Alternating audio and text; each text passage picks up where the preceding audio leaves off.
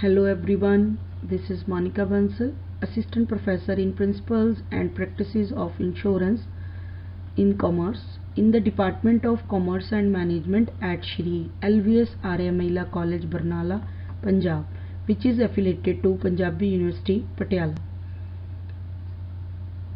Students, we are going to discuss here bookkeeping and accounting, which are two concepts which are the basis of accounting. As we are going to discuss bookkeeping and accounting, concept of bookkeeping and accounting, in which bookkeeping includes identifying, measuring, recording and classifying.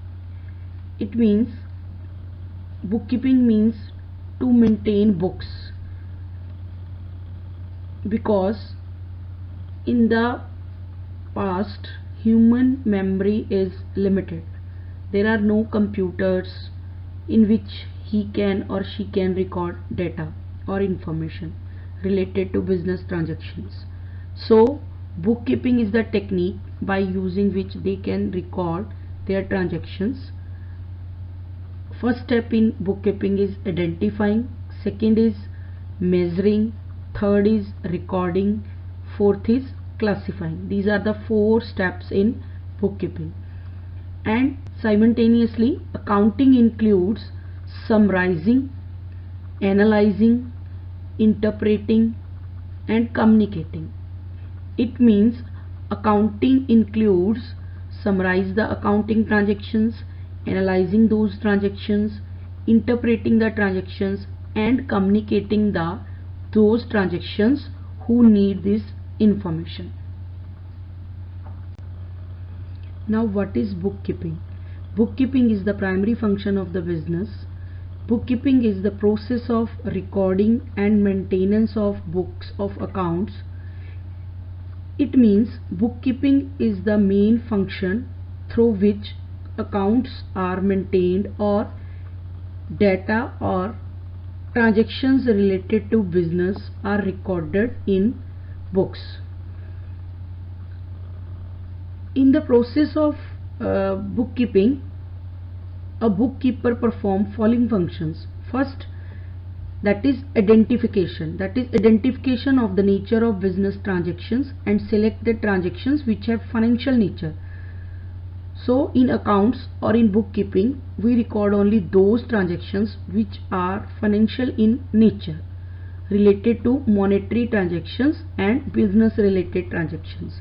The first step is to identify the transactions.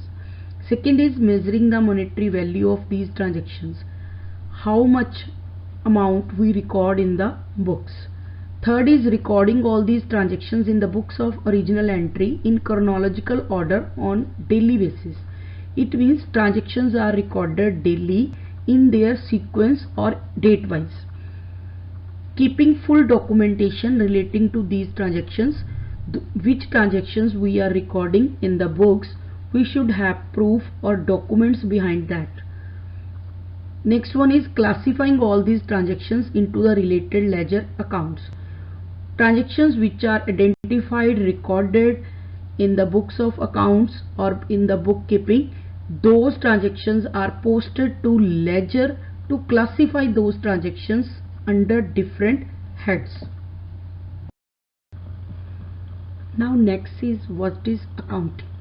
Accounting is the secondary function of the business and it starts where the function of bookkeeping is ended. It means, as we discussed in bookkeeping we identify the transaction, record those transactions, we should have the proof of the transactions and we classify the transactions under different heads. It means like we take admission in a college और उसके बाद हमें जो है different heads के अंदर, different classes के अंदर और डिफरेंट डिपार्टमेंट्स में डिवाइड कर दिया जाता है और डिफरेंट सेक्शंस में डिवाइड कर दिया जाता है। उसी तरीके से जो अकाउंट्स में जो भी इंफॉर्मेशन है वो रिकॉर्ड की गई है उसको लेजर में पोस्ट करते हुए अलग अलग ट्रांजेक्शन्स जो हेड हैं उसके अंडर रिकॉर्ड कर दिया जा सकता है ताकि उसको अलग से आइडेंटिफाई किया जा सके।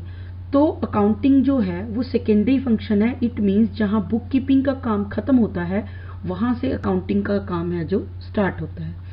और in the process of accounting, जो अकाउंटेंट है वो क्या फंक्शंस परफॉर्म करेगा। An accountant has to summarise all the classified transactions by the book keeper in the shape of financial accounting और फाइनल अकाउंट्स। इट मीन्स जो accountant है, जो भी इंफॉर्मेशन बुक कीपर ने अकाउंट्स में रिकॉर्ड की थी क्लासिफाई करके लेजर में, उन सब की एक समरी तैयार करता है और उसकी जो फाइनली जो साल के अकाउंट्स हैं उसको प्रिपेयर करता है, बनाता है।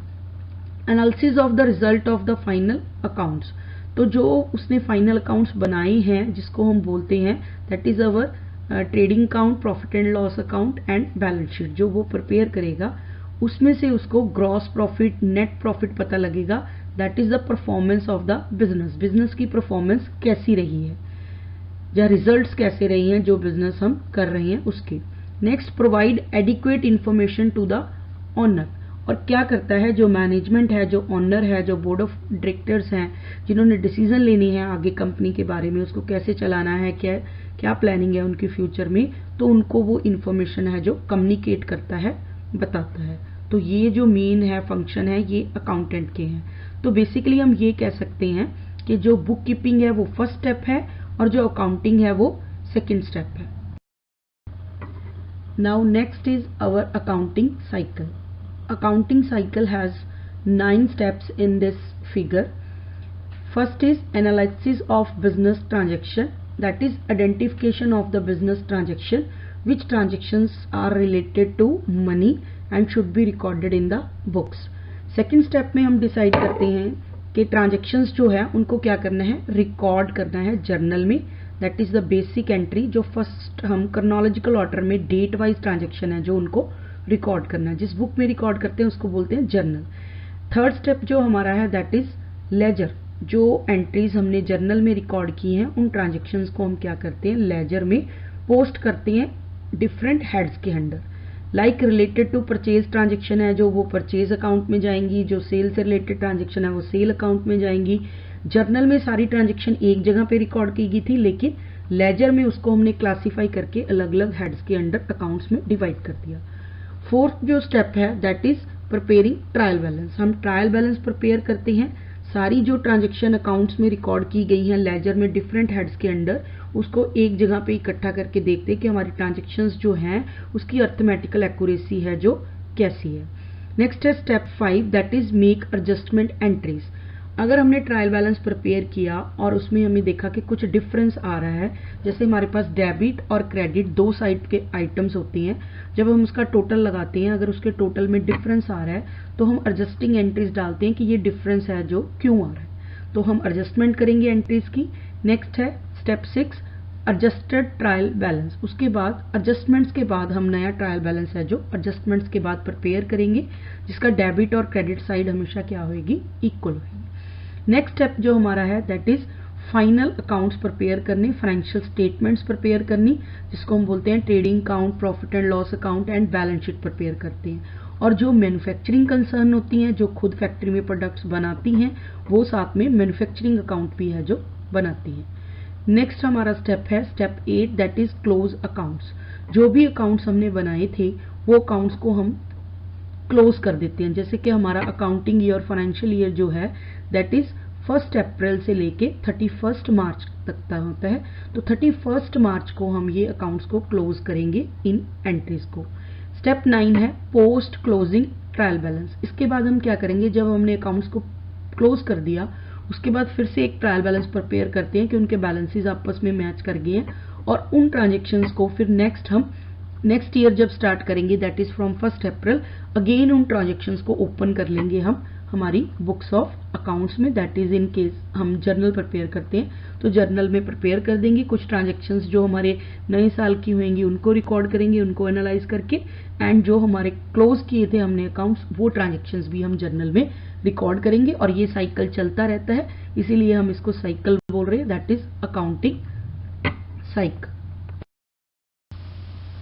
Now next is book keeping और अकाउंटिंग में क्या डिफरेंस है। फर्स्ट है कि मीनिंग वाइज बुक कीपिंग जो है वो रिकॉर्ड करता है ट्रांजेक्शन्स को डेट वाइज, एंड जो अकाउंटिंग है वो ट्रांजेक्शन्स को रिकॉर्ड करता है, उसको इंटरप्रेट करता है और उसको समराइज करके कम्युनिकेट करता है। जो बुक कीपिंग है उसकी नेचर क्लरिकल नेचर का काम है, जो अकाउंटिंग है वो एनालिटिकल नेचर का काम है। टाइमिंग जो है बुक कीपिंग है जो वो फाउंडेशन है तो पहले की जाती है, बेसिक है, प्राइमरी फंक्शन है, एंड जो अकाउंटिंग है वो सेकंड टाइम है, क्योंकि जहाँ पे अकाउंट बुक कीपिंग खत्म होती है वहाँ पे अकाउंटिंग स्टार्ट होती है।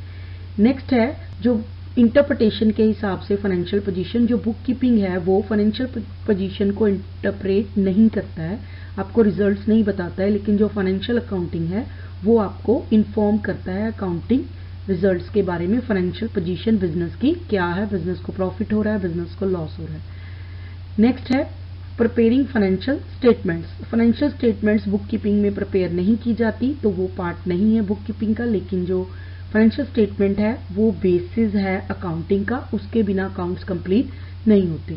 नेक्स्ट है बुक बेसिस के, कौन से बेसिस पे बुक कीपिंग बनाई जाती है। जो बुक कीपिंग है वो basic accounting concepts and conventions को यूज करके रिकॉर्ड की जाती है, लेकिन जो अकाउंटिंग है उसमें वेरियस मेथड्स यूज किए जाते हैं ताकि ट्रांजेक्शन्स को एनालाइज किया जा सके, इंटरप्रेट किया जा सके, और ये डिफर करते हैं बिजनेस टू बिजनेस।